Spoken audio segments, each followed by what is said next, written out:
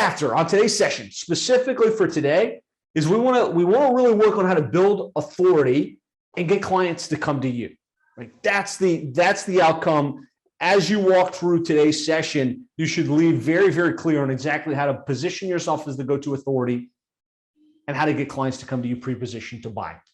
You know, some of the key problems, some of the key challenges we face in our agencies are usually the way we're marketing leads to us having to chase prospects down, right? Even a little bit of what we did yesterday with the cold outreach formula, right? We're getting a list, we're cold calling them, we're showing up at their door, we're sitting in BNI, and you know, they're not really that interested. They haven't learned much about us. They don't know much about what we can do. And so if that's the dynamic, usually we're the ones chasing the prospects down. Type chase in the comments if you ever feel like that's you. You're chasing, right? You're working hard to try and get those at bats. You're working hard to get those people to like give you a couple minutes of their time to take them through the consultative sales process. And usually if you have to chase a prospect down in order to get a demo with them or to get a couple minutes of their time, there's going to be a hard sale. Like they'll give you a couple minutes, but they're like, prove to me why I should hire you. Prove to me like your SaaS is best, right? And that's not a fun position to be in. Often what I find is when we're in a hard sell, there's a low close ratio, right? We have to meet with a lot more people. We have to have a lot more conversations to get the outcome that we're after. And the reality is, if we stay in this chase mode in our agency, if we're not able to shift our model to the place where we're in a position of authority and the clients are coming to us, really, you're not going to land enough clients. You're not going to be able to hit the goals and targets and build the agency and business or SaaS that you're after. And so really, I think the biggest thing that helped to elevate our agency from struggling, less than, low six figures to a multiple seven-figure agency was this transition, this shift from chasing prospects to inbound. Really, this was the thing that propelled us forward. And really what we want to show you how to do is get the clients to come to you pre-positioned to buy. So they're not like, hey, I'll give you 2 seconds of my time. They're coming in and saying, hey, you know what? I've seen what you're all about, right? I know that you know what you're doing. And it's really more a conversation of how much is this going to cost, right? How much is it going to cost for me to hire your services? Give me a yes in the comments if you think that would be powerful to kind of change your positioning from chase to having clients coming to you, from a hard sale to them like already being influenced by your value and interested and kind of leaning in to do business with you. When you do it this way, there's much lower sales resistance and you can get consistent growth and momentum, right? Because you're not having to work nearly as hard. I really believe when you get this dialed in, you're going to be able to build the agency of your dreams, right? To land clients consistently, retain those clients, and have the type of influence and success that you're after in your life and in your business. So I think really the starting point of client attraction is authority. So I want to share with you guys 9 key positioning assets that can make you the authority in any niche, regardless of the niche that you're in. And I think this is a good time for you guys just to kind of pop in the niche that you're going after. I work with plumbing and HVAC companies. Let us know, like in the comments here, what's your niche, right? Because I want you to be thinking and putting your thinking cap on how you can leverage these 9 positioning assets in your niche, right? Because again, the attraction starts with authority. It starts with positioning. So the first thing we want to do in my mind is we want a keynote presentation. And so what this is, when I say keynote, I'm not saying it has to be Keynote. It could be PowerPoint, could be Google Slides. I want you to have a positioning presentation that you've recorded that you could say, hey, look, I want to speak in front of 100 plumbing companies or 100 churches, Chris, or 100 government contractors. And I know if I could get that opportunity, I could have something of value to say, right? So for us, my initial keynote was the complete guide to internet marketing for plumbing and HVAC contractors, 5 things every plumbing and HVAC company should do to maximize their lead flow online. And I just had 5 key things, right? Set up your website so it's built to convert. Make sure that you're ranking in the organic listings. Make sure you're leveraging paid search. Make sure you've got reviews and you're coming up on the Google map. and then make sure that you've got tracking in place so you can see how much you're spending and how many leads are coming in, right? In a Cliff Note style version. You want to come up with a keynote presentation similar to that. When I think about our SaaS and what we're doing, our SaaS, our white label version of high level is called Conversion Amp, right? It's solving the number one challenge that I think most plumbing and HVAC companies face, which is a lack of ability to convert their leads because they're not following up quick enough, because they aren't leveraging automation. And so my keynote presentation for Conversion Amp is how to solve the number one marketing challenge facing the plumbing and HVAC industry. So I don't know, Paulson, any thoughts on this kind of just this concept of having a keynote presentation for the industry and kind of your main positioning content? Yeah, I mean, my biggest takeaway so far, Josh, is preparation builds confidence. So when you go through these demos or conversation opportunities, if you have items that you know are great points that's going to really wow them, that you're the expert, and you practice that, you're going to really be able to articulate it in like a very smooth way, like when it's go time, right? We can have demos that are fancy, we can read through it, we can write through it, but if you cannot convince what's in these demos to like a 5-year-old, you're up for a challenge, because either your love language of how you think about it is very techy, or the way you talk about it doesn't align with the industry keywords and languages, right? So you want to really like practice how you enunciate, how you present your offers, and all these things. So to Josh's point of these positioning assets, right? It starts with you and your confidence and the preparation. And that's what I'm thinking about as you just shared this, Josh. 100%. So yeah, give me one if you could do a PowerPoint or a keynote or a Google slide specifically for your niche that talks about like 5 key things they should all be doing, right? This is a great positioning asset that can be used in a variety of ways once you've got it done. Second thing is, I think we want to have a marketing guide for the niche. And so this is that same exact keynote presentation, basically as a long form PDF. And the way I did this, and the way that we show our 7-figure agency members to do this, is you take your keynote presentation and you record it, right? You turn on ScreenFlow, or you screen on whatever recording system you use, and you record yourself talking about those 5 key things. And then you can extrapolate that. You can have it transcribed and turn those 5 key bullets into subchapters within your guide, right? And so you've got this positioning video keynote presentation that gets turned into a marketing guide. This is just a shortcutted way to create those 2 positioning assets that really solidify your thinking and like how you can add value to the marketplace, but also give you assets that you can use, right? Because if you've got a guide, you can use that as a lead magnet. If you've got a guide, you can mail it out via cold outreach. If you've got a keynote presentation that you've recorded, you can potentially speak in an association. You can potentially do a webinar for an association. You can put on your own webinars. You can have your own content that you roll out. Give me one if this makes sense, if you're kind of tracking along. Second positioning asset, Dave, thank you, is a marketing guide for the niche. The third thing I recommend, and I don't want you to go crazy with this, but is to have a niche website with good content on it. So, like if you think about your SaaS and what your SaaS is going to do, if it's specific to an industry, don't just have it be a landing page. Like have a web page or a website that's got content that basically gives the key information that's in your guide, the key information that's in your keynote presentation. That way your website becomes a hub that's got all of the answers that your prospects would want about whatever problems you solve in that industry. So as an example, I work with plumbing and HVAC companies. I had Click Incorporated when I started. It was just a general digital marketing agency that did websites, SEO, pay-per-click. At some point, we landed on the plumbing and HVAC industry. We said, let's set up plumberseo.net. And we made plumberseo.net a hub that answered, like, what are the most commonly searched plumbing keywords for SEO and paid search? What should you do with your plumbing website to make sure it gets ranked? Et cetera, et cetera, et cetera. And so what I really want to suggest that you do, this isn't hard to do. Don't like make it like super fancy. Get the domain that has your niche plus like what you do and put content in it.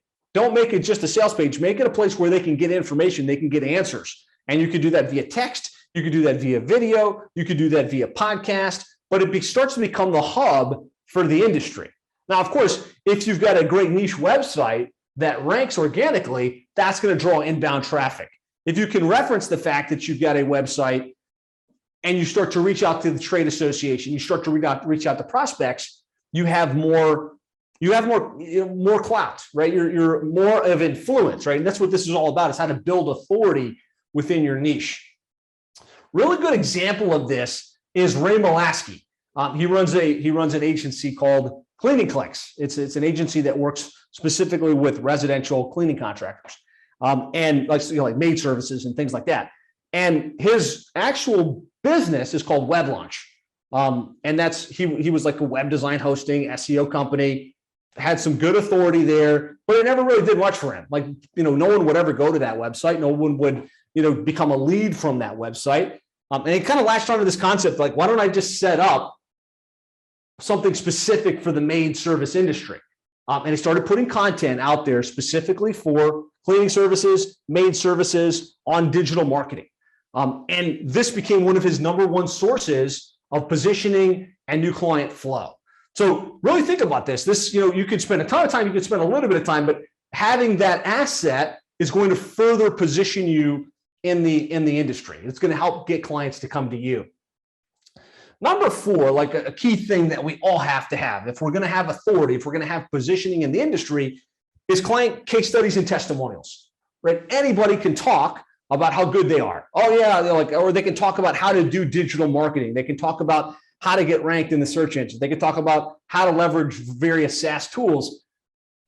The real thing that's going to make you stand out, the real thing that's going to make people want to do business with you is your proven results, right? And so getting your clients to tell your story, like, here's what they did for me, here's the results they got for me, here how this has impacted my growth, is powerful. Being able to demonstrate, via web, videos and things like that. Here's the client, here's where they were, here's where they're at today. Here's a snapshot or a screenshot of their tracking dashboard where I can show how many leads they got, how many sales they got. I think one of the most powerful things you can do to establish authority within your space is to have case studies and testimonials. Number 5 kind of goes hand in hand with the first one, which is to have video-based trainings. This is just taking your keynote presentation, recording it. And what I find is pretty interesting is usually if you've got a 45-minute keynote presentation on your 5 topics, really what you have is 5 10-minute segments. How to get the website ranked, how to build authority, how to optimize for conversion. And you can record separate video-based trainings on each of those. Right. And so that video training can be on YouTube, it can be on Facebook, it can be on Instagram, but it's content that can be found by influencers in your space, by the prospects that you want to do business with, that will make them think, okay, this guy, this gal knows the industry, has proven results, and I should probably potentially do some business with them. So it's a powerful marketing asset. Now, in my mind, the number one positioning asset that will actually help to make you stand out versus anybody else in your space is a book, right? My book, How to Triple Your Sales by Getting Your Internet Marketing Right.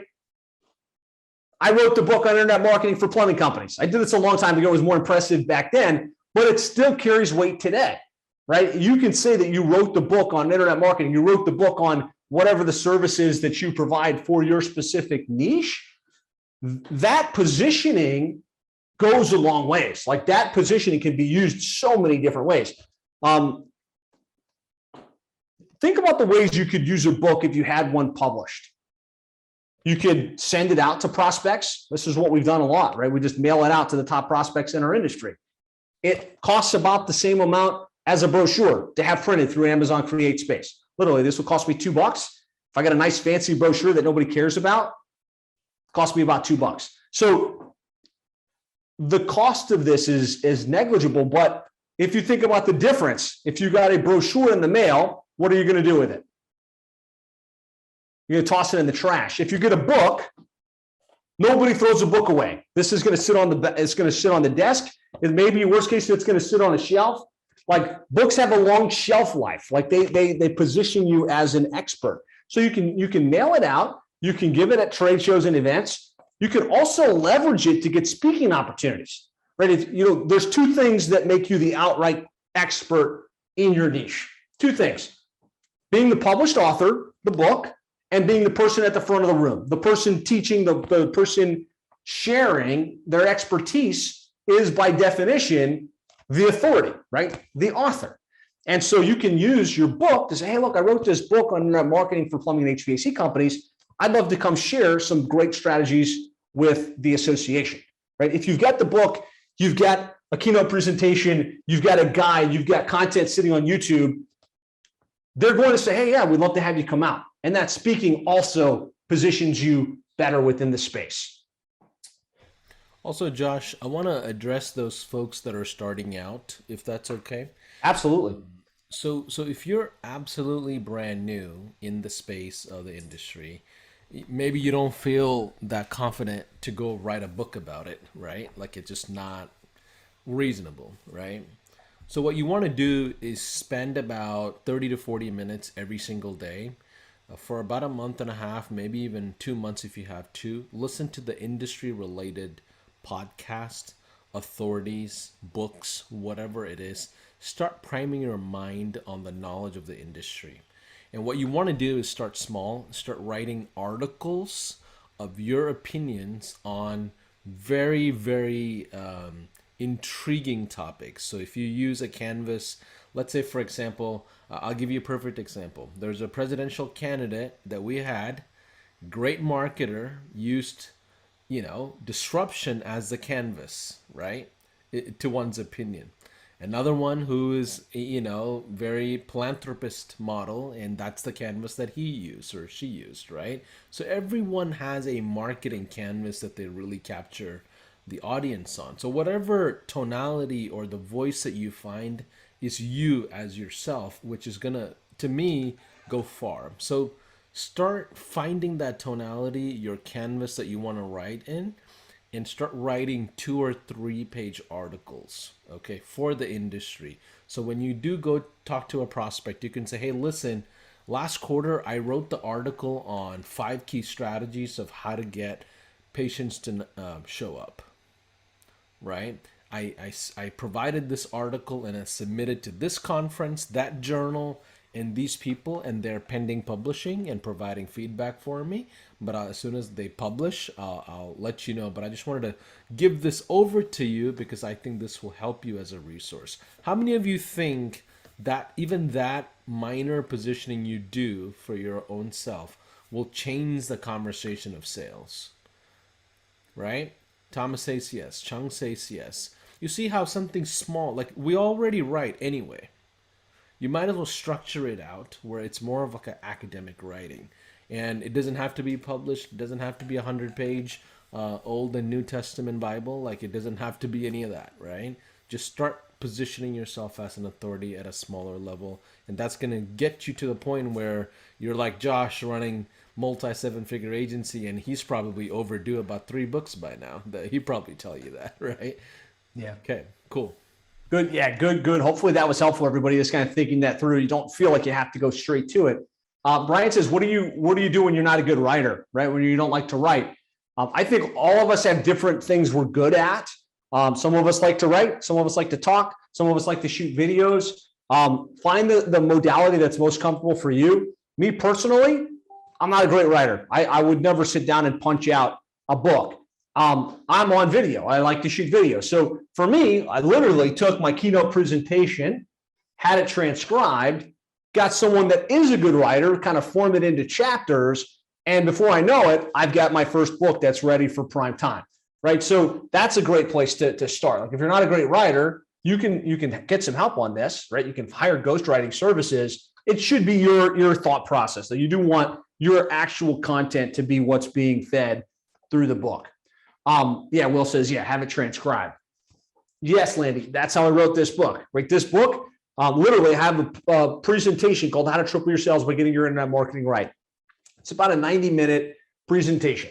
I conducted it a number of times live. I did it at a couple of the industry events. I said, hey, you know what? I'm going to have that transcribed. And I added to it, right? 90 minutes gives you about 90 pages of content. I added some checklists. I add some extra stuff. Before you know it, it's a 184-page book, right? With enough clout that you can really physically send it out. So if that's how you're comfortable, that's a great mechanism to do it. The other thing I'll say is it relates to the book. We all want to write a great book, right? And yes, we want it to be read. And yes, we want it to be a persuasive sales letter that somebody would be like, yes, wow, that was amazing information. I want to go hire these people to do my marketing, or I'm going to go hire them to implement my SaaS. But the reality is only about 2% of the population ever read a book. Like, they'll get the book, they'll be impressed, right? Okay, cool, there's a book there. They'll maybe look at the first page, if that. So am I telling you don't write a good book? No. But I am suggesting don't overthink it, right? Don't feel like your book has to be perfect, right? Make a nice cover, fill it with some good content, make it positive, like make it good, but don't feel like it has to be perfect. Better to get something out. That way you've got the asset, you've got the positioning, than to wait for it to be perfect. Because you know when perfect comes? Never. It literally never comes. So get something done. Get version 1 done. Get it in place. If you look at my videos, if you look at my content, especially early on, it looks terrible, right? And the writing was terrible. But as you get more comfortable, as you get more confident, it gets better and better over time. So don't overthink it. Put book in the comments if you feel like you could create a book for your niche that would position you, and you have some ideas on how you would leverage the book as an asset, right? To get in front of your ideal prospects, to get it in their inbox, to capture their contact details, to get speaking opportunities. Okay. We want to also make sure we get follow-up sequences. When someone follows up, when someone opts in for our stuff, we want to have a nurture campaign, right? Where we're dripping value on our prospect database. That's going to position you as an expert. Podcast will absolutely make you a perceived expert, right? Run webinars, be on podcasts, or have your own, and publish a book.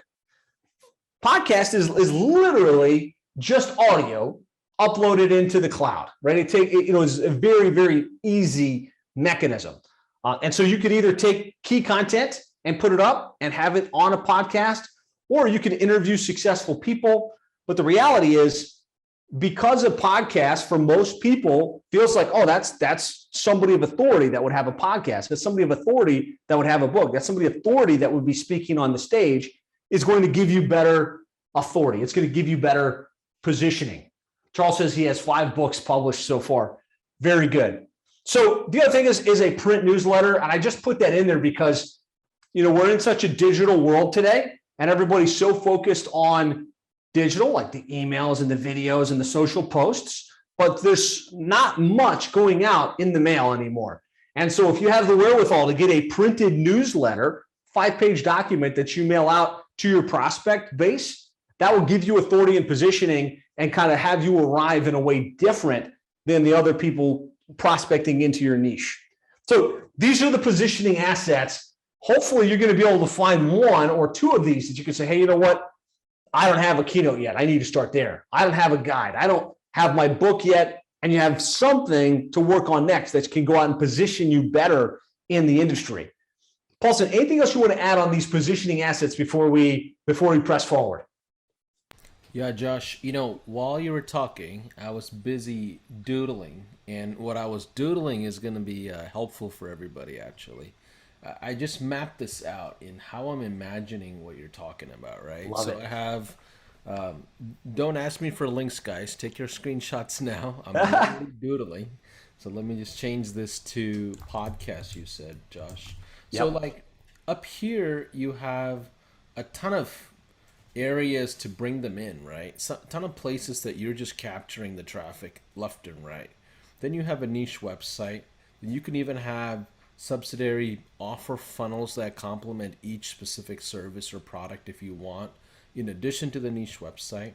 And imagine if you just had 3 case studies. You can turn that into a case study as well as a testimonial, right? So, like that, even just with 3 big case studies, you can have 6 assets and you drive that traffic into a discovery call and an appointment. I mean, Josh, what would you add here? I mean, am I looking at this the right way? Or I think that's perfect, man. I love the visual, and you're right. That's exactly it. These positioning assets sit at the top. They draw people into your world. The testimonials and case studies are in like the bottom of the funnel where they're like, okay, do I really trust this person? Do they really know what they're doing? Can I really rely on them to get me the results? And then discovery call sales process. I love that, guys. One in comments if it's helpful that Paulson just mapped this out on the fly. I think this is awesome. Yeah, and look at bigger companies, right, guys? Like, how many of you guys know if you go to Starbucks, you're not gonna get the pumpkin spice latte until like October? Like, those offers don't even exist, right? Same thing with other massive companies. They have seasonal offers. So don't get, too hung up on lead magnets or offers or things like that. As you go, you're gonna save the good ones for later. So let's say you test out 5 of them. Out of the 5, you may have 2 that are rock star offers or lead magnets. So now you have 2 to start with. You go to the next quarter, guess what? You launch another 5. Out of that 5, you have 2 more. So collectively, you're just building up digital online assets, and you'll start seeing traffic coming from all kinds of different places, giving yourself a very good chance of being omnipresent. Okay. Love it. Love it. And I'm just going to kind of fill in the gap here with a couple of things. So visually speaking, like this is my company, plumberseo.net.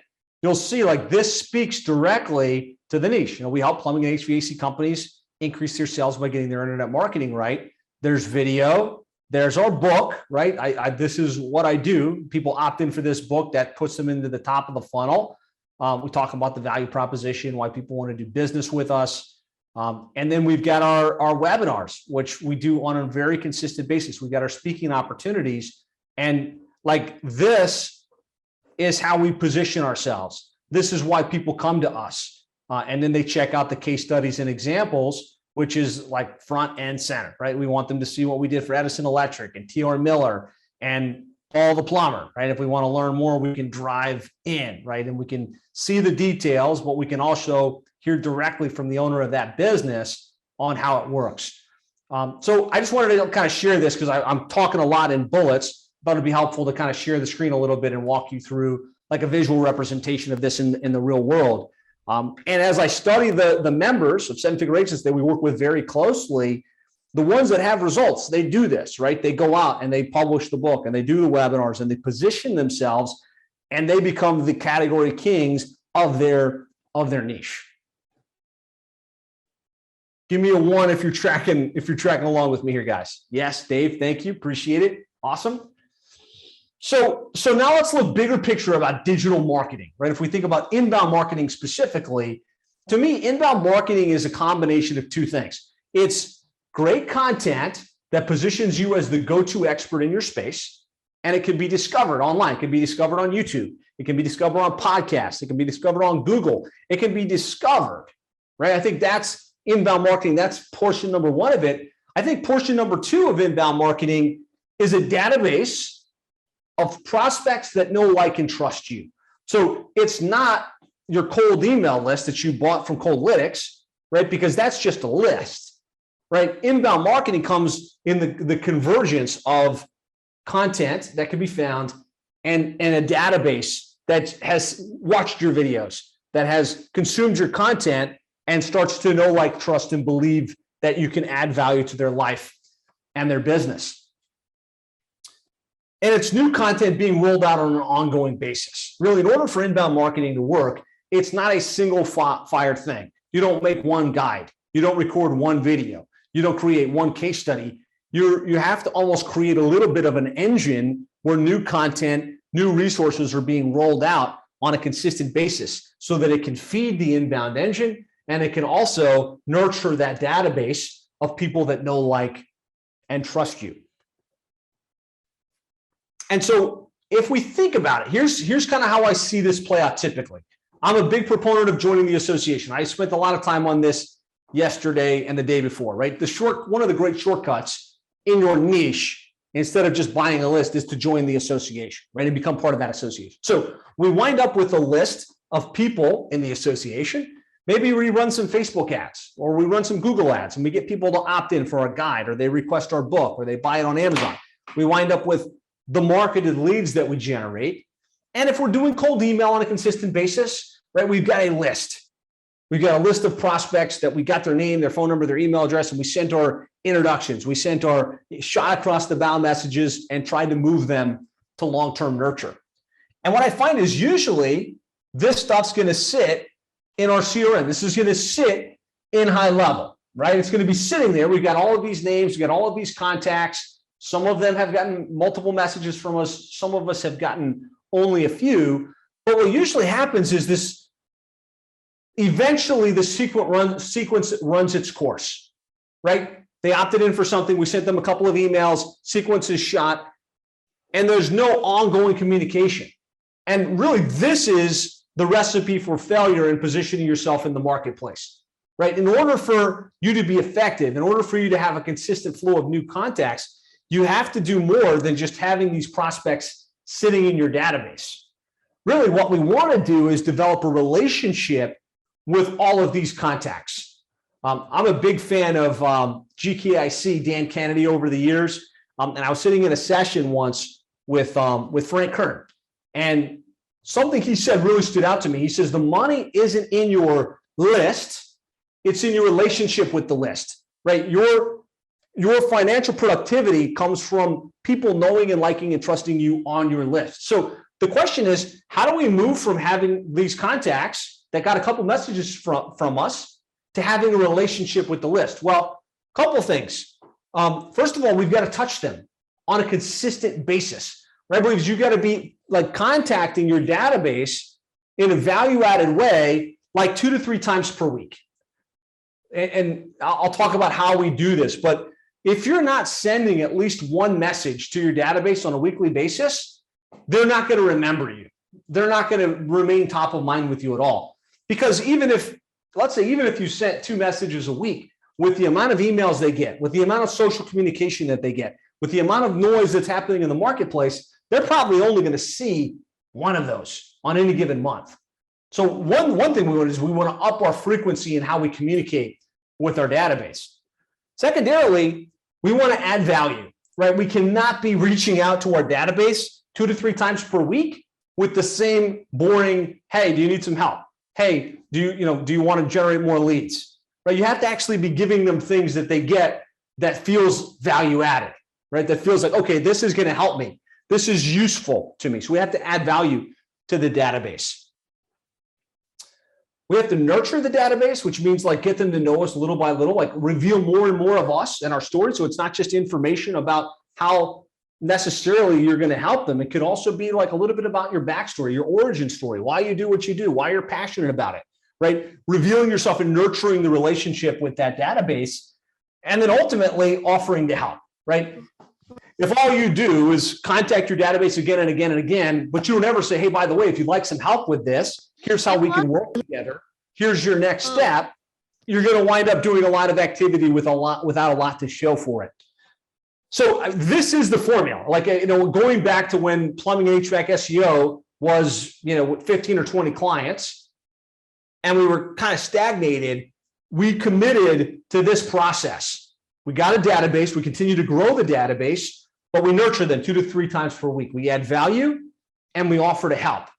Now, this probably feels like a lot of work, right? You got to contact the database multiple times. You got to do all of this content, right? Just type in work if this feels like it's going to be a lot of work to implement and to fulfill.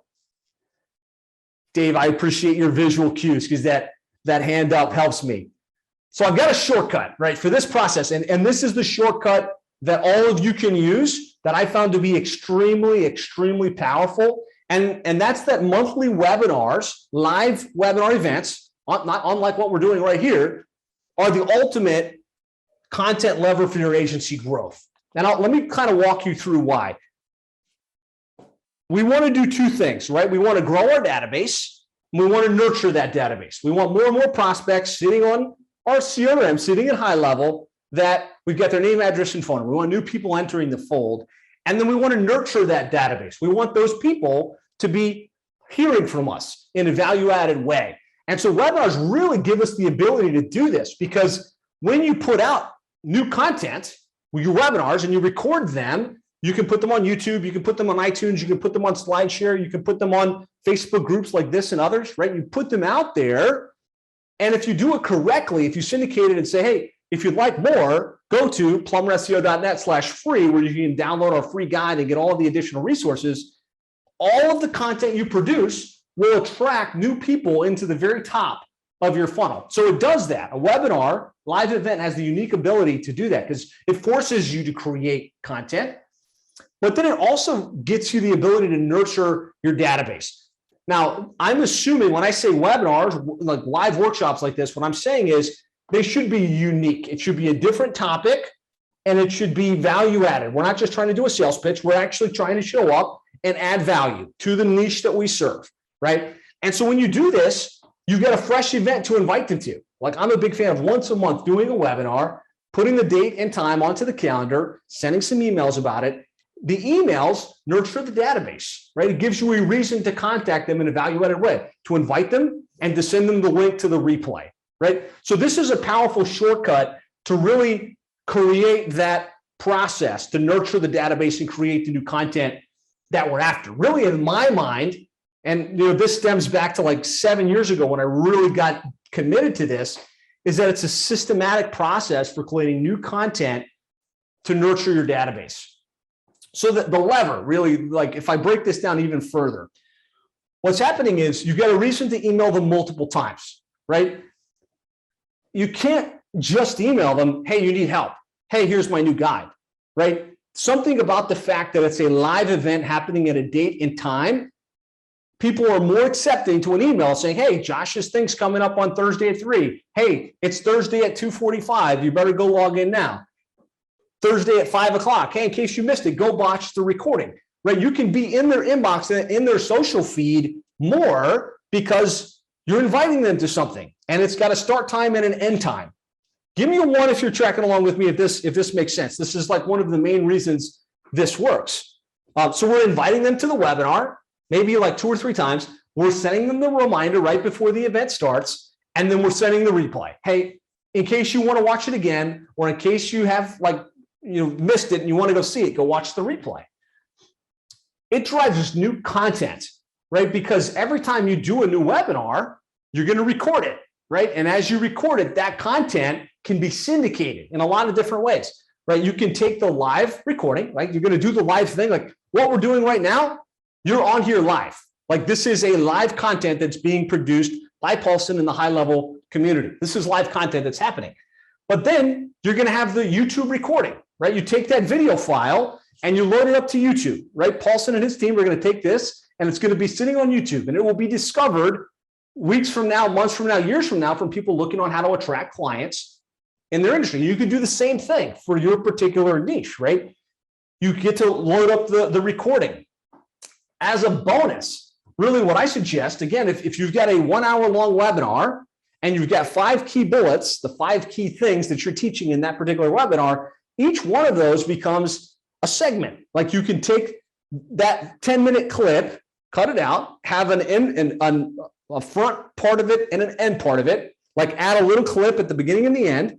And at the end, specifically, you say, hey, I really hope you enjoyed that training. If you'd like more ideas and strategies on how to grow your whatever, right, your plumbing or HVAC business, go to plumberseo.net. They already got a free guide that's going to walk you through exactly how to get this implemented in your business, right? And that takes them to the top of the funnel. So now we've got the live video, we've got the sliced up recording of it. You can then take the video and create a blog post on your website. You can either choose to transcribe it or not. I would say transcribe it because then it's going to give you more SEO juice from where it's posted. The audio from the recording becomes your podcast, right? Most of the podcast episodes for Plumber SEO are literally just the audio from my webinars. And they're just long form educational based content that people discover on Apple iTunes. SlideShare is very sticky. SlideShare is a slide sharing site. Take the actual slides from your presentation and upload it to SlideShare, name it accordingly, tag it accordingly. That gets discovered. That passes juice to your website from an SEO perspective. And then you get the chance to leverage all over social media. You can leverage, hey, webinars coming up, post about it on your personal profile, post it on your business page. If you're in groups specific to your industry and you've got the relationship where you can do that and don't do this without having permission and kind of have it, you can post in the group, hey, I'm doing this webinar. In case you want to join us, go here and check it out. Hey, I just did it, right?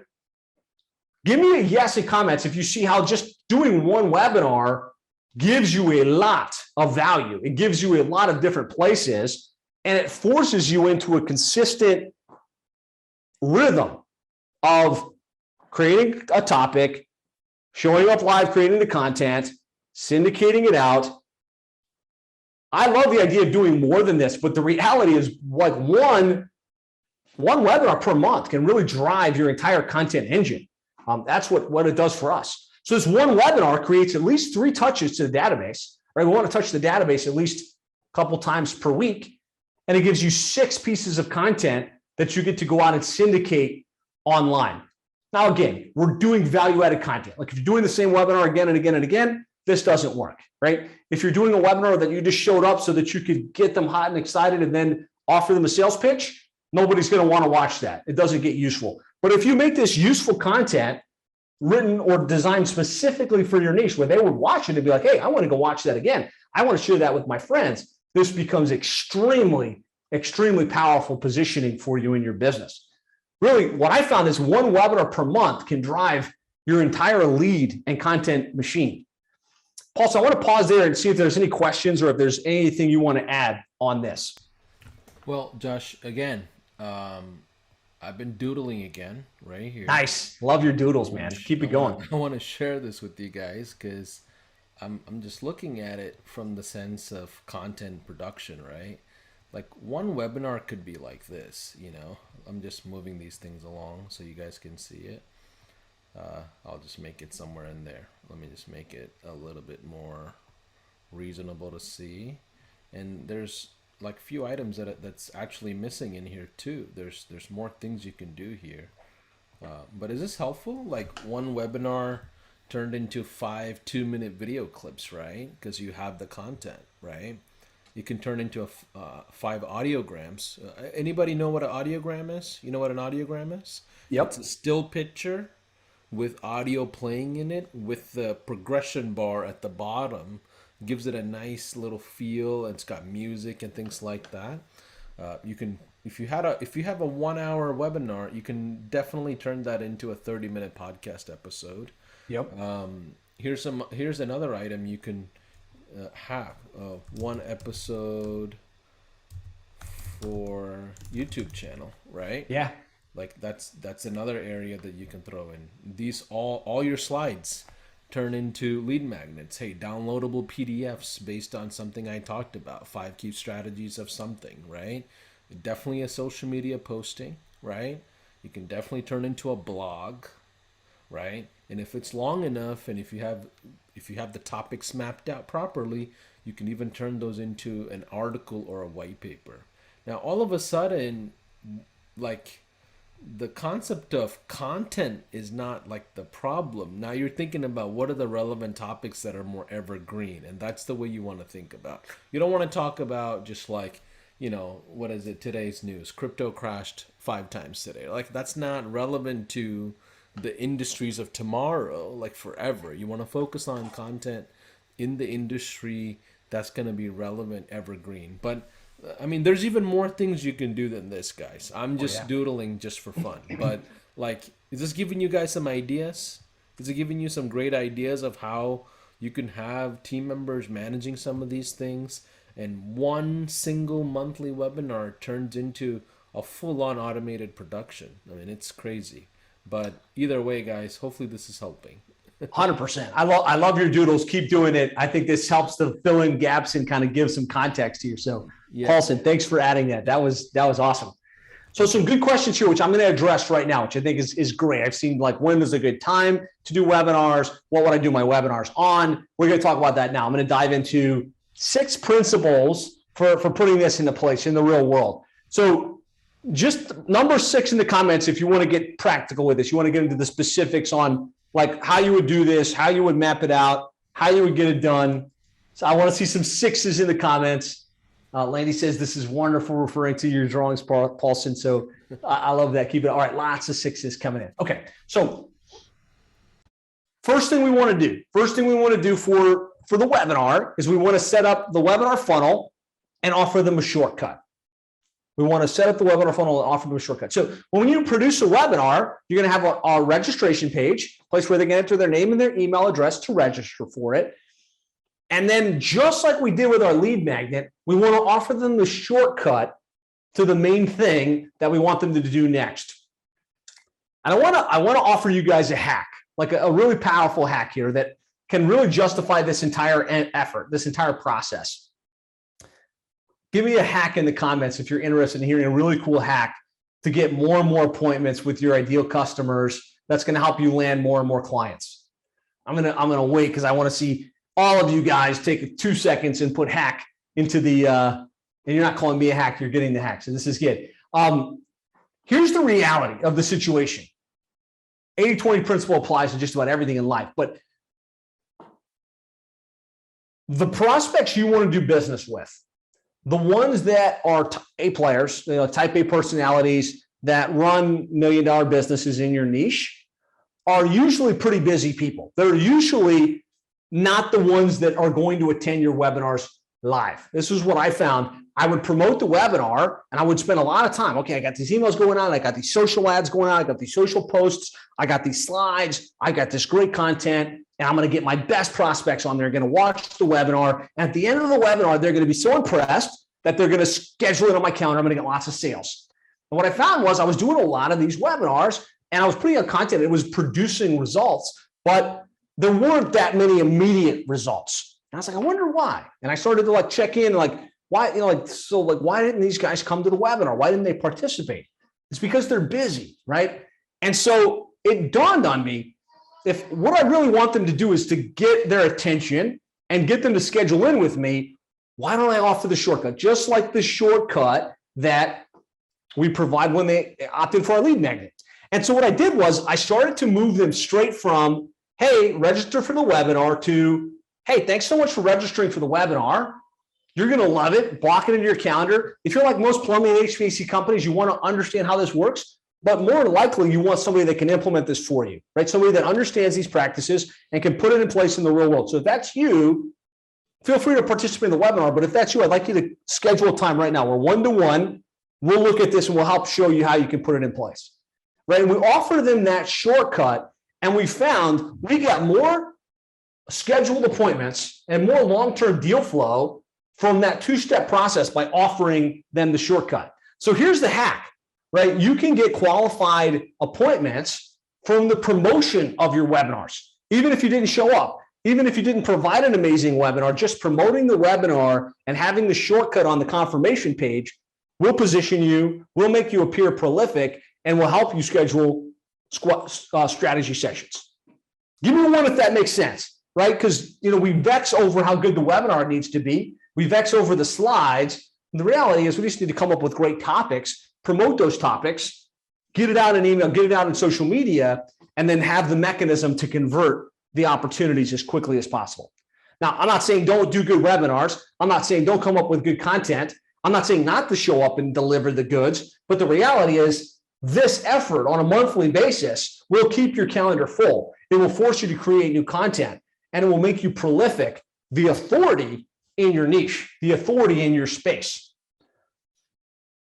And this is just an example. Every time we do a webinar, we take them to that little pre-screening process, and we get blown up with applicants that, they either come via email, more likely now they hit our pipeline, and we've got scheduled strategy session before the webinar even took place, right? And this gets better and better and better as your list grows, right? As you have more and more people that you're inviting, as your audience grows on Facebook and you put Facebook ad dollars behind it. So again, really what I want you to understand, what I want you to take away from this little piece here is we spend so much time vexing over the perfect webinar, and most of the people aren't going to attend, right? They're not going to watch the replay. So what we really need to focus on is putting out great topics, right? And we're going to spend a little time thinking about the great topics that you could use, because it's promotion of the webinar, catching them, and then having the follow-up for the people that wanted it, right?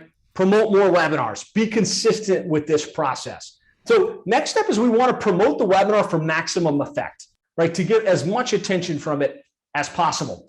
And so we're going to use email. Obviously, we've got an email database. We're going to send emails out to those prospects on our list. We're going to do social posts so that you're going to post about it. Hey, I got a webinar coming up about how to get ranked on Google Maps, right? On Thursday at 2:00 for roofing contractors, right? We post about that on social. We post about that in the groups that we're in.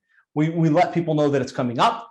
I do suggest running promoted posts. So this is predominantly not necessarily to a cold audience, but to your retargeting audience. So if you've been putting out content, you've got people that have landed on your site before, or you've got like your prospect list and you've matched it as a custom audience, this is a great place. Every time you do your monthly webinar, turn on some promoted Facebook ads for it. So they're seeing emails about it.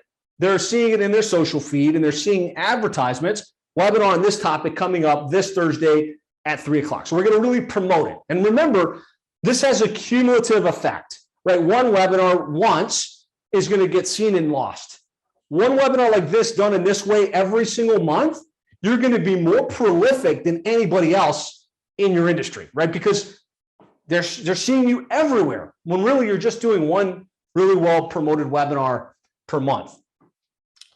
You could also think about doing social messaging. So over time, as you're prospecting, as you're reaching out to your cold prospects, as you're building your Dream 100 list, you're connecting with people on Facebook, like you're becoming friends with them.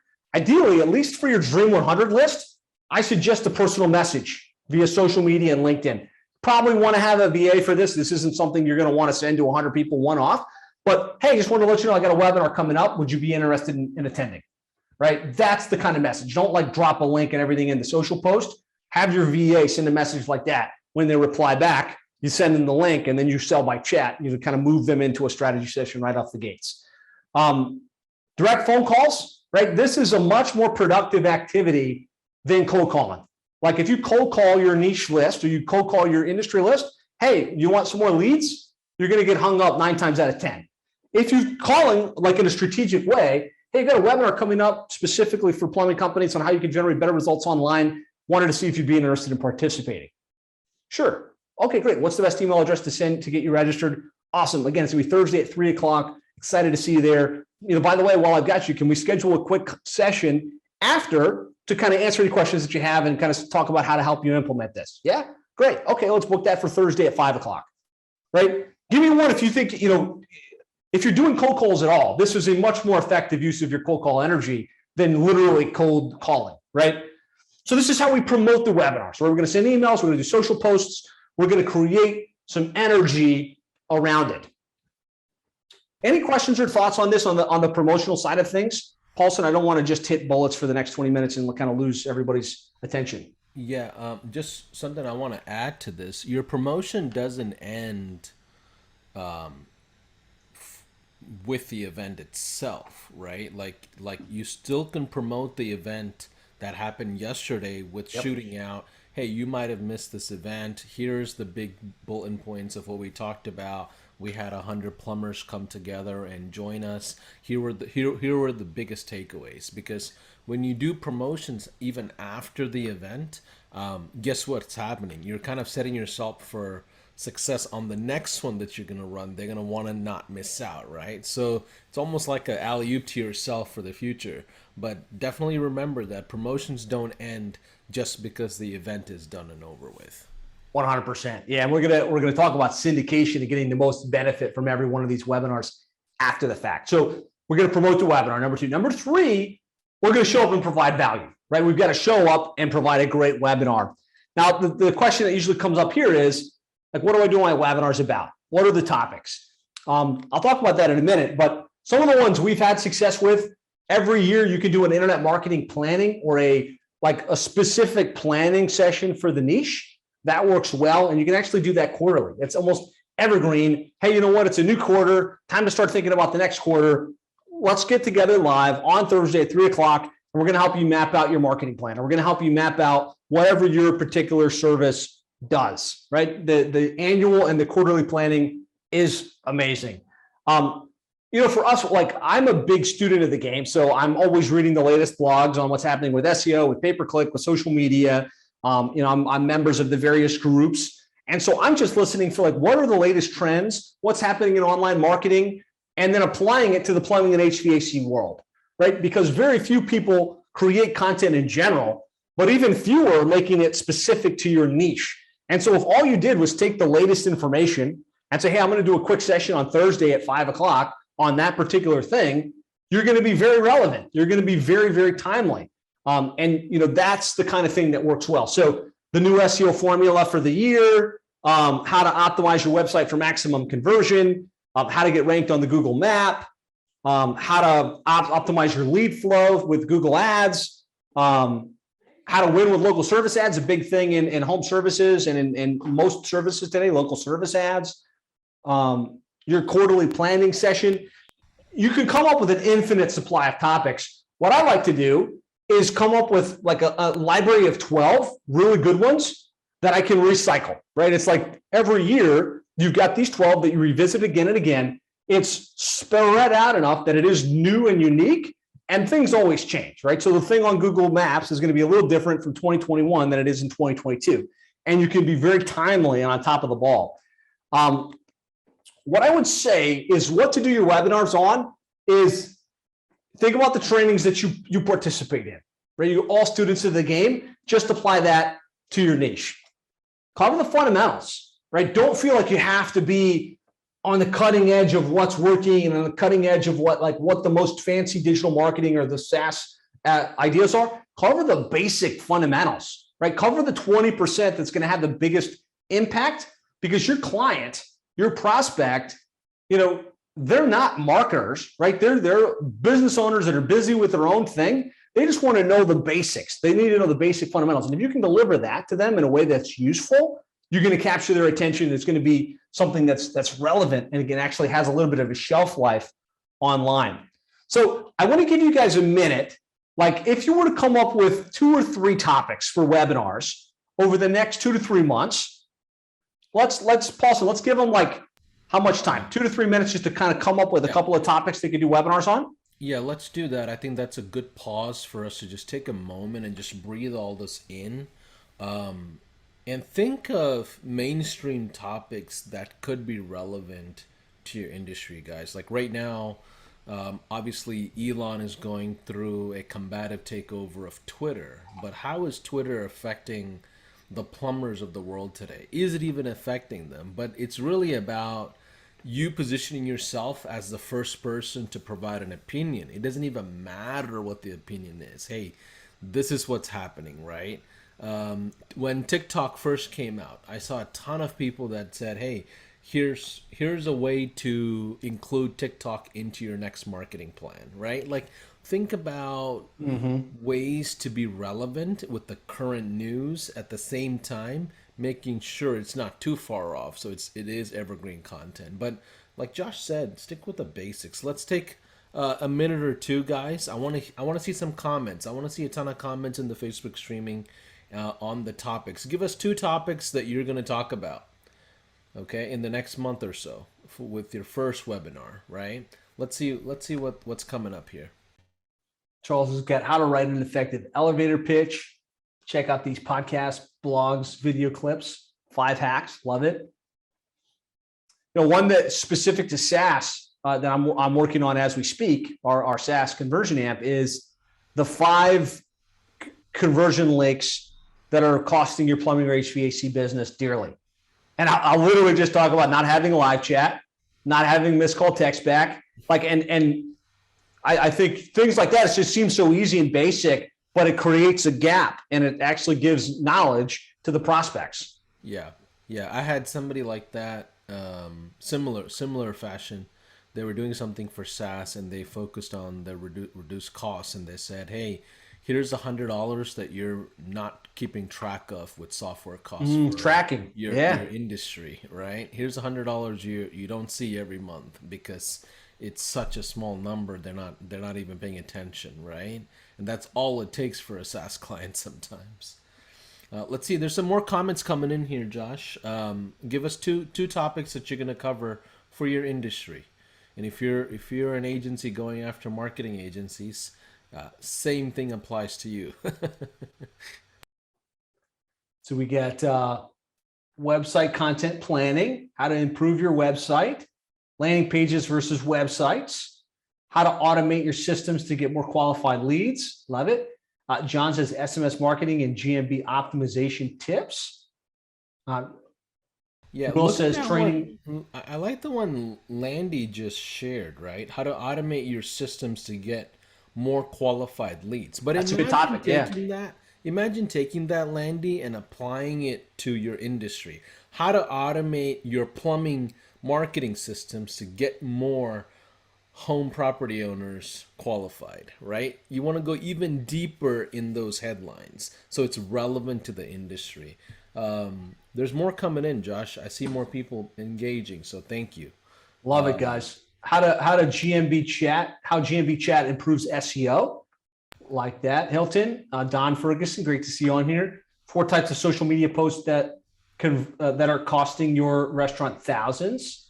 Very If you good. read through those, Josh, do you think these industries will know those technical languages that's coming up in here? Like, this is an area of improvement I'm seeing.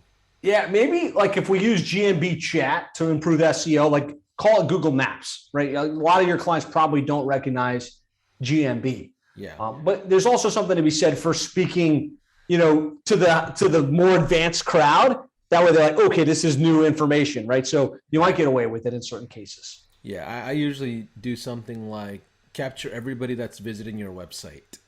Right? Right. It's such an elementary language that they can understand. Yep. But great interaction here. So let's go ahead and move on. Good work, guys. I'm glad you're thinking about this, right? Because we don't want this just to be information. We want you to take this and implement it and get some results with it. All right, so we thought about what we would do our webinars about. Next thing we want to do, we want to follow up effectively. So we've promoted the webinar. We showed up and created great value on the specific topic that we were training on. Next thing is we want to follow up. And so some key things you want to do after the webinar, always post a replay, right? Always take that, put it up on YouTube, put it onto a landing page, and then put it up onto a blog. Post a replay, send it out on social media, send it out via email. Email that out to the group. What I see most people miss, and I think this is interesting, is we do the webinar to create top of mind awareness, to nurture the database, to create content, but really we're doing it because we want people to be influenced by us and we want them to schedule in for appointments, right? Like at the end of the day, we're putting on this content to create clients, right? To create strategy sessions that lead to deal flow. And so it's funny to me, very rarely, as I see people that do webinars, do they call the people that registered. Very rarely do I see they call the people that attended. And so if you're doing any type of follow-up, pick up the phone or have your appointment setters, and you should have appointment setters at some level in your business. You shouldn't be doing this yourself. That calls it, hey, we noticed that you registered for last week's webinar. Did you have a chance to attend? No? Oh, it was awesome. Do you want me to send you a replay? Sure, I'm glad to send that out. By the way, while I've got you, I'd love to schedule a quick one-to-one where we can kind of bring you up to speed on the cliff notes and show you exactly what you can do to get that X outcome, right? You can generate a lot of appointments through this. Chris Johnstone, who works in the mortgage industry, was able to double the amount of sales that were coming from his webinar flow just by putting a call process on the back end of all of his webinars, right? Calling the people that registered and attended first, and then calling just the people that registered in general second, right? Give me one if you think you can add that to your process, right? One in the comments. Paul, I see you unmuted. Yeah, I mean, guys, like if you don't have time for a phone call, like do a voicemail drop because they're already opted in and registered for a webinar, right? They're legally in your ecosystem where you could call them. So even a voicemail drop is not a bad start. 100%. Love that. So we're going to follow up and then we're going to syndicate the content, right? And I think a lot of the magic and a lot of the productivity from this comes from really syndicating it, right? getting the most bang for the content that you just generated. And so number one stop for your content, you take the video file, you load it up to YouTube, right? And you name it, right? So don't just name it like how to maximize your GMB results. Like include the industry in the title, include the industry. So you'll see mine all say, the SEO formula for plumbing and HVAC contractors, how to solve the marketing challenge plumbing and HVAC contractors are facing, right? That's what makes it relevant to the industry. That's what's going to make it discoverable to that specific industry. So load it up, be strategic with how you think through the naming and the titling of the content so it gets some SEO juice behind it. Embed the video and the transcript onto your blog. Going back, and I could show you the analytics on our site, we get thousands of visitors every single month from ideally plumbing and HVAC companies searching and finding our content on our website. Because if I did an hour-long webinar on Google Maps and I've got a video for it, that is like 1,000 words in text. That's very, very specific, and it's very relevant from long tail key terms. So you can use Rev, you can use Otter.ai, lots of tools to transcribe in a couple of seconds your entire video. Don't just put the video up there. Have the video, have a call to action, and then put that long form text, which is the transcript. And we use the toggle, right? Because otherwise it would look ridiculous. But you can set it where, like, if you want to read the transcript and you click the button and it toggles down all of the text, the search engine still read that content and it gives you context for that particular page. So create the blog post. Take the audio file and load it up into iTunes. Take the slide and like the PDF version of your slides and load it up to SlideShare. SlideShare is owned by LinkedIn. SlideShare passes tremendous organic juice. So people search on SlideShare. We get organic traffic from SlideShare, but it also passes links back to your homepage, back to that blog, back to the relevance of what you're trying to create. Post about it on social media. And then also, I didn't put this in here, but also syndicate the replay, right? So you can have your recording up on Facebook and you can drive some traffic to your retargeted audience about that. But then you can also set up a dedicated replay opt-in, right? Every one of your webinars, theoretically, if it was good and it was really relevant and it was well attended, you could start to advertise, hey, opt-in, we've got this like on-demand training that they can click, enter their email, and gain access to. So really syndicate this to the nth degree. And then number 6 is rinse, repeat, right? Do this every month, right? What I want you to imagine for a minute is if you were putting out one webinar per month, you were sending 2 or 3 emails about it in advance, you were offering prospects a shortcut where they could schedule in, you were calling the list in your industry, your Dream 100, maybe even dropping something in the mail to invite them, then you were following up after the fact, you were taking the segments of your thing and you were uploading it on YouTube, you were putting it on social media. Imagine how much authority you would develop and how known you could become in a relatively short period of time in your niche, right?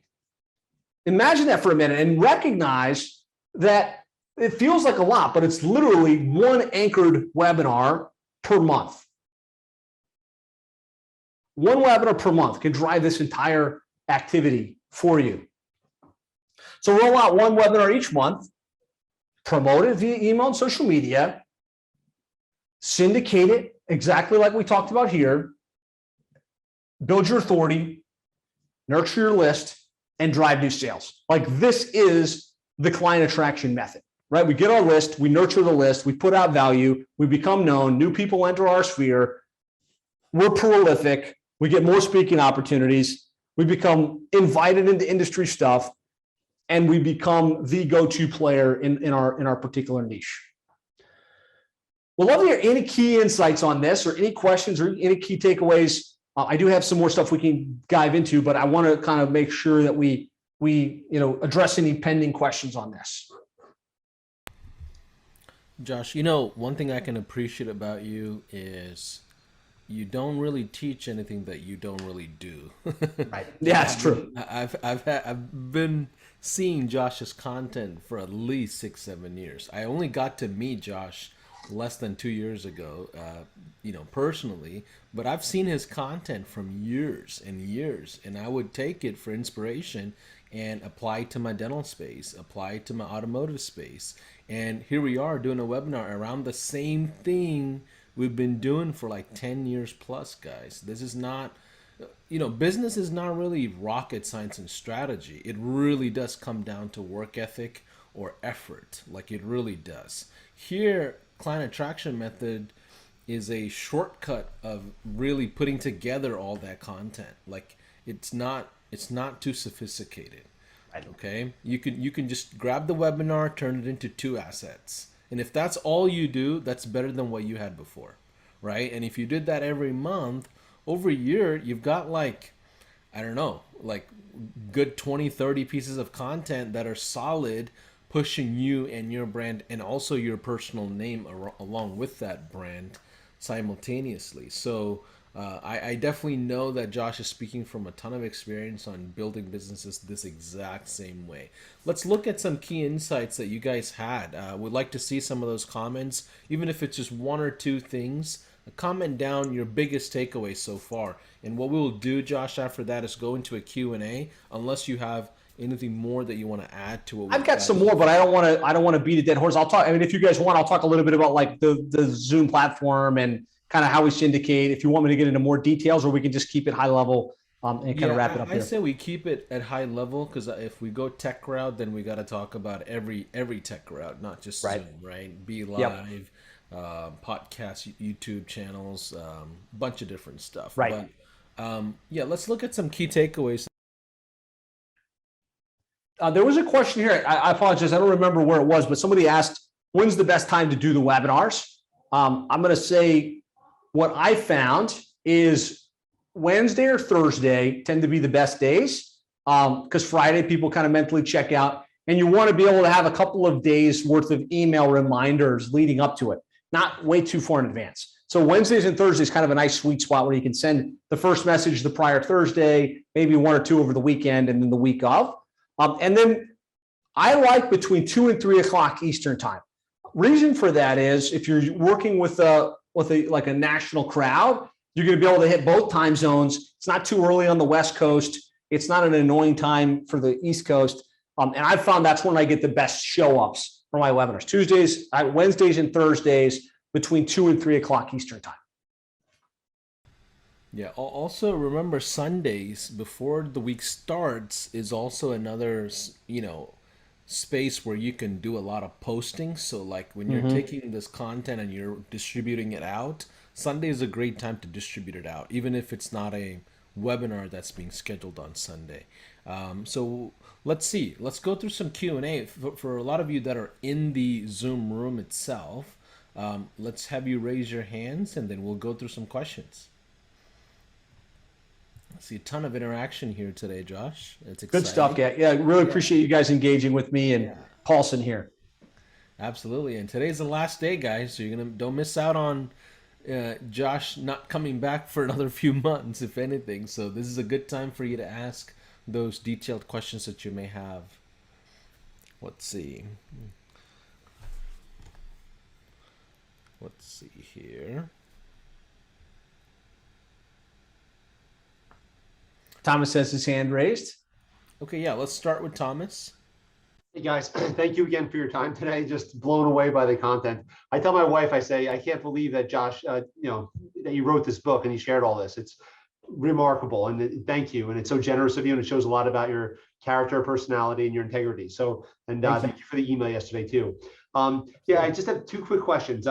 How do you find problems in the industry? Like there's some like surface level stuff you see on their website, but like, how do you go into depth to say these are the real things that they're facing?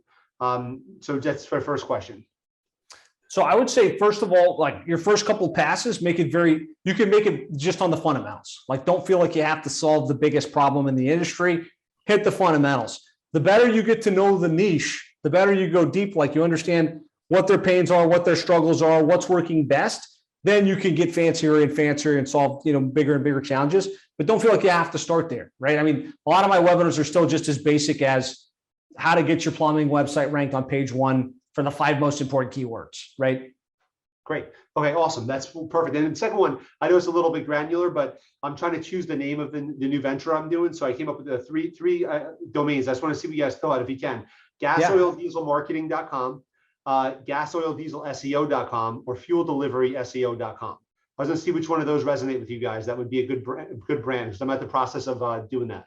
It's a fuel delivery service? Yeah, I'm looking to market to fuel delivery companies to do the Okay. marketing. So mine says SEO, which I'm not necessarily a fan. Like, if you want to do it, fine, but I think better just make it very brand centric with the name of the industry. So like fuel marketer, fuel delivery, machine, like those types of things tend to work a little bit better, and they can be shorter. Paulson, I don't know if you have anything you would add to that. Thank you. Yeah, I probably wouldn't do, a service name attached to the actual branding name like SEO. 5-6 years ago, that was the way to differentiate. But today, like I wouldn't do dental Facebook ad provider. Like that's not something I would do, right? So the last one that you said is fuel delivery. What was that? Fuel Delivery SEO. Food delivery? Fuel Fuel, SEO. right. So Yeah. what are you actually providing for them? Like what's the actual service? Yeah, the things you talk about in the book, web development, SEO, paid search. I mean, what's the industry itself? Is it oil and gas companies? Yeah, people who deliver oil, gas, and diesel fuel. Okay, is there a demand for that from a marketing and sales perspective or automations? Well, yeah, we have a few clients we did, and they just dominated. So it's a very open space, and they got real results, like really got sales. So Yeah, it's working. Yeah, and if that's the case, they're the three people that you want to ask this question to, more than likely, because they may have a resonation towards one or the other. But I like the last one that you said, fuel delivery versus XYZ SEO or XYZ marketer. Like, I'm not a big fan of throwing the service names into the brands. I like to keep the brands themselves and let it redefine it. Got it. Thank you very much, guys. I really appreciate that. Thanks a million. Good Appreciate question. Absolutely. Josh, also as we go into the final Q&A here, looks like Rick Storley has a question. Just want to remind you, Josh, to speak about your group, how people can engage with you and your whole program that you have as well. So let's go with Rick. Hey guys, thanks again, Josh. Really good stuff. Yeah, and I think to read between the lines, Paulson, it's like, don't forget to plug your own stuff, right, Paulson? That's what you're trying to remind him, dude. Don't forget to plug.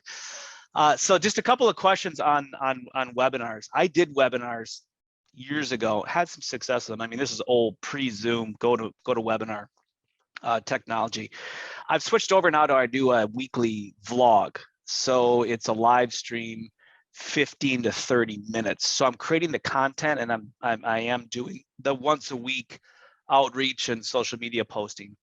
So I got some good ideas there. But question for that is that I'm creating content now weekly, putting that evergreen stuff out there, some of the fundamentals.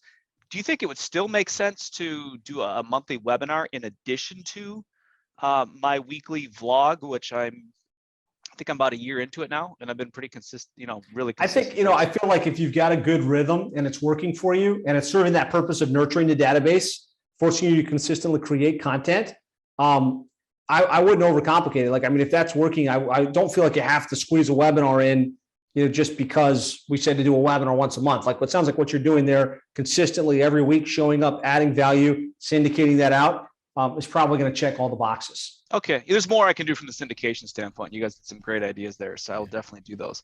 Yeah, if you're doing weekly, you should have tons of value-added content to drip out. So yeah, which I also looked at. I go like, duh. I mean, just kind of like light bulb came on. I've got a year of these, and I've essentially broken down every 10 pieces of my business, and I've done the vlog on all 10 pieces. I got to call a ghostwriter up and write the book because I have the content. I just literally realized I already have the content for a book. So that is next on the list. But the second question, man, I did want to get to you guys, and I want to talk about format, because there's this guy out there, you probably haven't heard of him, especially you, Paulson. He's like really kind of this niche guy. He's just kind of really early on the internet. His name's Russell Brunson.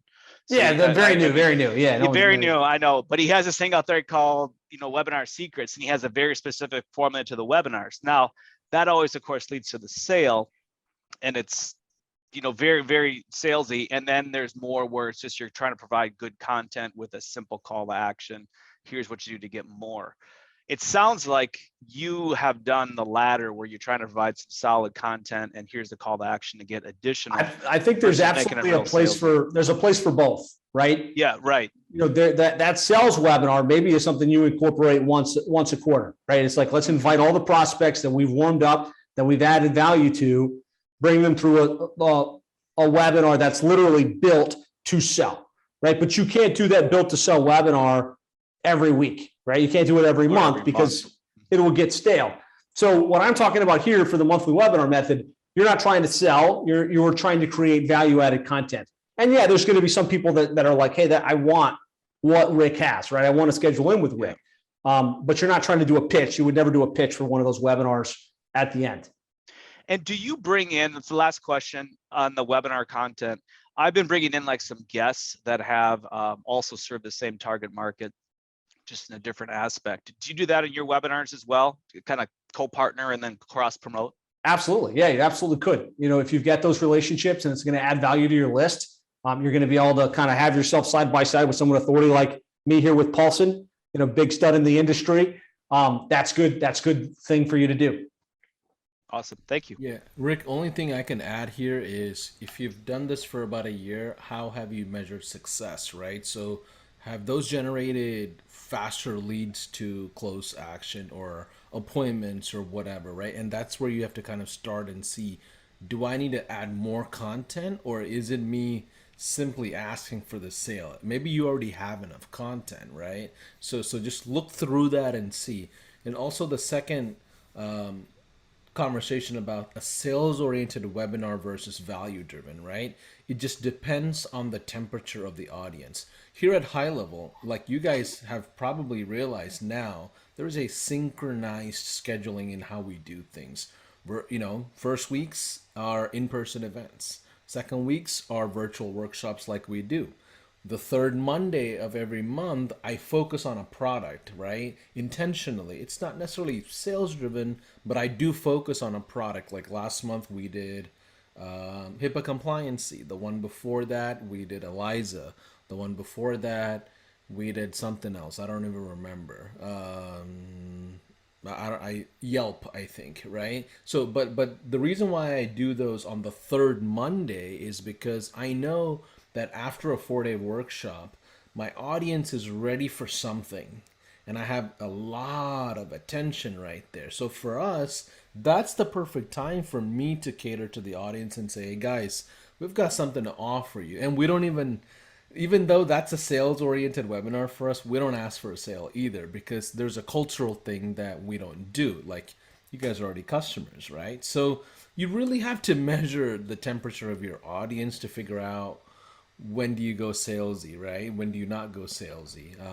And also the last part is when you do collaborations, right? Don't pay attention to the numbers. Like, I don't look at Josh Nelson's following numbers or how many people are on his Instagram account or Facebook for me to say, okay, Josh, let's do a collaboration. I look at his reputation. I look at the brand that he's built, the context of where his content is coming from. More importantly, because I know that's relevant for my audience, right? In your space, like dental, I had dentists that I would just do a quick interview with. We didn't even talk about marketing.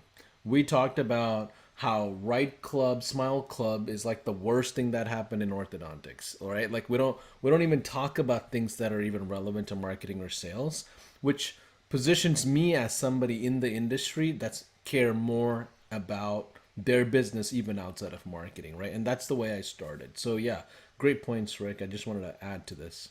And kudos on the consistency with your weekly blog. That's easier said than done. So well done with getting that done and being consistent with it. Yeah, thank you. And you know what? I think just a shout out to you. I think the best tip that I found for what I'm currently doing is to do that shortcut. Don't have time, right? Do the shortcut, book a call. Because I'm also, you're doing with plumbers, I deal with home builders and remodelers. Okay. So same thing, same. They're out of the same mold, but to be able to shortcut those guys and give them a quote unquote hack, that's a huge win. So thanks for the tip. Love it. Can't wait to hear the results from that. Thanks, Rick. Let's go with Landy. Guys, we're going to stay on for about another 10 minutes. So raise your hands, show me the emoji so we can call on you, okay? Take advantage of this as much as you can. Today's the last day. So any questions you may have had, day 1 through 4, this is a perfect time to ask, okay? Hello, can you guys hear me? Yep. Perfect. Well, thank you so much. This has been so fun and so informative, and it's like, oh, I don't want it to stop. Because it's just, I love learning. So thank you so much. I actually have a couple of questions, but I can also private message too if that's more appropriate. But in terms of the webinars, do you have a template that you use? Like, okay, intro is, this many minutes, and then the second section is this many minutes, and something like that, so that for new people, because we have not done that yet, have something very concrete to follow while we're still getting used to that format so that we can wrap it up, within that 60 minutes instead of going for 2 hours or something like that. And of course we can edit, but in like a live situation, it would be nice to have a template like that to follow. Yeah, no doubt. And I'll give you the cliff notes, and then you're in our on-ramp program. So send me a personal message and I'll get you some slides that you can use as a point of reference. But you're going to make a promise at the beginning. You're going to talk about the problem. Like, here's the problem you're trying to solve. You're going to talk about the opportunity. Once solved, this is how life's going to get better. This is how it's going to be better. Usually you're going to unpack like five key things. And then you're going to show them like specific examples. Here's how you do it, right? So you're really addressing what, why, how, and now, right? When you teach in that way, when you do webinars in that way, people feel like, okay, you understand what the problem is. You understand why I want to solve it. And you're giving me tactics on specifically how to get it done. So I'll that's clip notes of how it is. I'll give you like a little slide deck that you can use as a point of reference for that. Okay, perfect. Thank you. Good question. Thank you. And then my other question is actually for Paulson in regard to something that you had mentioned yesterday when we were talking about cold email. And again, I can private message you if that makes more sense. But I recall that you mentioned that you have sent out 1,000 emails a day. And so I'm just wondering, the context surrounding that, what your niche was, and if that was just one niche and kind of how you managed the volume like that. Yeah, I have a cold email masterclass that I did. I don't know if it was 2 years ago or something. If you go to the YouTube channel, I actually break down the technical structure around it. It's not specific to an industry. I just know that if you're gonna do cold, you gotta actually have the right list. But at the end of the day, with the right messages, especially in a saturated industry, you got to have 500 to 1,000 per day. That's kind of the standard for you to get about 3 to 4 positive responses. Now, if you go customized, for example, using custom values on high level or lem list into a smaller industry, you're able to knock out a lot of a lot of personalized messages based on their sizing, which I think is just as effective. But you got to figure out how you want to cater to the crowd. Some of you, no matter what, like it's not like you can onboard more than 3-4 people in a day, right? Or a week. There's too many things happening. So it doesn't even make sense to have massive volume sometimes on outbound prospecting. So I would say play to that crowd, play to that need, right? It's like you have a lever on the fulfillment and you have a lever on prospecting, and your most efficient component is going to be appointment setting and booked closes, right? So set appointments, close appointments. That's all that matters, not fulfillment, especially in the early stages. Fulfillment will fix itself as you get new white labelers or you learn new skills or build a team. That's going to continuously just build up, but never take the pressure off of sales and marketing. That's really the source of all business, right? The first question you had, just want to make a quick comment on the webinar length and structure and format. So if you watch Netflix or any kind of TV episodes out there from a research and academic level, we know that an episode, right, a small episode of any kind of TV show is usually around 22 minutes. That's the right amount of content typical human beings could patiently absorb. Now, the other 8 minutes go to commercials. So they have to make sure they're engaged and they're not losing traffic.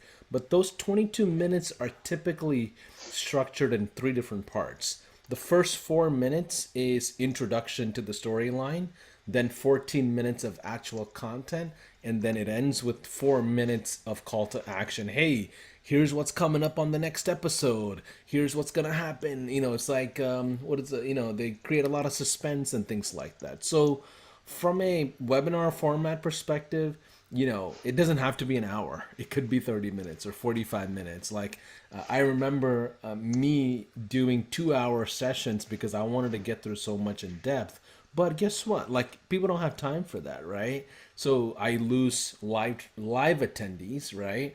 And people would literally email me, Paulson, I love everything you're sharing, but I literally have to spend 10 hours for you just to absorb content, right? So you really have to, now I don't do those anymore. Like virtual workshops with the guests, yeah, we do those in 90 minutes, but I stopped doing those really, really long ones based on feedback, right?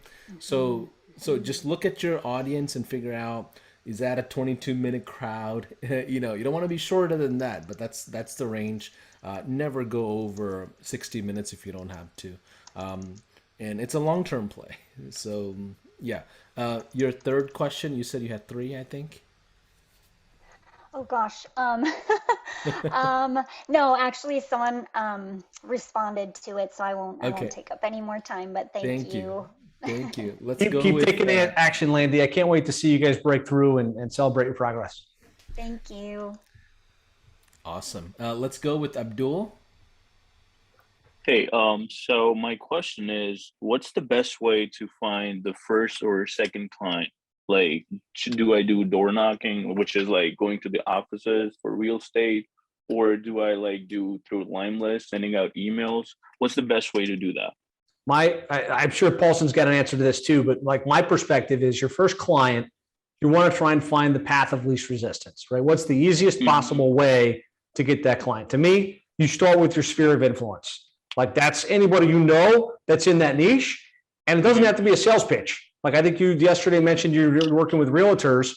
Call all your past realtor friends. Hey, I'm starting a new thing, digital marketing for this particular industry. I wanted to see if I can schedule 10 minutes of your time or take you to lunch or take you to coffee to tell you what I'm up to and kind of get your feedback, right?